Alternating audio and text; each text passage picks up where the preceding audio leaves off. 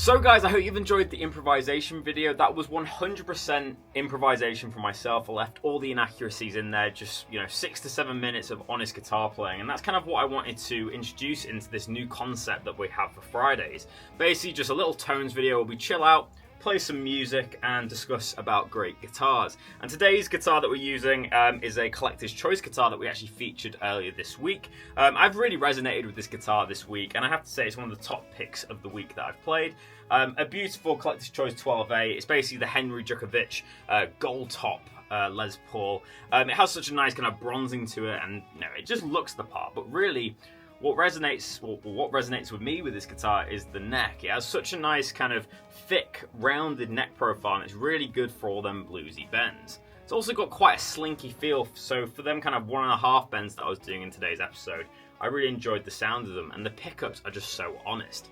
Works amazing with distortion tones and fuzz tones. But yeah, this is a beautiful piece of wood, obviously, really nicely relicked, and I have to say it's one of my favourites out of the Collector's Choice series. We introduced this video concept last week with a Strat video, and you guys seem to really like it. Just a bit of a stripped back video where I play for 5 or 6 minutes and then discuss about the guitar and tone that I'm using. And that was actually our highest viewed video last week, so I'm going to make sure to do it as a weekly occurrence on this channel on Fridays. We do a stripped back video where I just play a little bit of guitar and talk about tone. And if you guys like these videos, make sure to leave a like rating and comment down below what you'd like to see in next week's episode. I always get questions about my rig, and it really is quite simple. The majority of the tone is coming from the 2-Rock Bloomfield drive. In terms of how I set it up this week, I'm on the lead gain channel. I'm running it quite loud in the room, and I don't run an attenuator, but it is on the 20-watt mode instead of the 40-watt mode. I'm using the mid-range boost here with the little switch, and I'm using EQ2, and then all my EQ is just set to noon, as I find that's the best sound out of this amp. We're running the lead gain about halfway and the lead master just below 12 o'clock, and then just a little bit of reverb thanks to the FSO2 flammer effects. And then the only other pedals that I'm using are coming from the Kemper Profiler unit. I use this kind of floorboard, I think you can see down here. This is literally just a controller for the rack mount.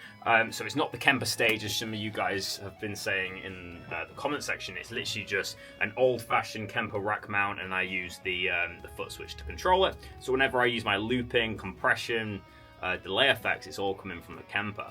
So for today's episode, I was just using a tube screamer when I was bringing up the dynamics a little bit. And then I added the fuzz tone, which is just the Kemper fuzz, which is just built in. And that was pretty much it. So a very simple tone. I then capture that with an Audio-Technica condenser microphone, hence the cradle. And that just goes into my Presonus Studio 24C. And I'm just recording in mono, so it just comes in. And that goes into GarageBand, and then I mix it with the track that I made. For all the players out there, this backing track was a very simple one. Basically, we just have 3 chords. We have A major, C sharp minor, and B major. I'm using a little bit of an add-9 voicing on the A major to create a little bit more of a modal sound. And really the way I'm thinking about this track is C sharp Aeolian. So I'm using that natural minor scale all over, trying to recognize my triads. If you're trying to get better improvisation, always learn your spread triad voicings, whether that's down here or up here. It really helps you target the chord tones, which means you'll be more in tune with the backing track. When the A major comes over as well, I make sure to try and hit a chord tone from that chord. So whether it's a 5th, a 3rd, or a root, it's going to make it sound, again, a lot more in tune. If you can bend into them notes, it sounds even better. I was really inspired by Chris Buck today. I was learning his Purple Rain solo. Levi Clay did the transcription. And there's a kind of like overbent lick that just sounds incredible. So I was kind of utilizing that a lot today.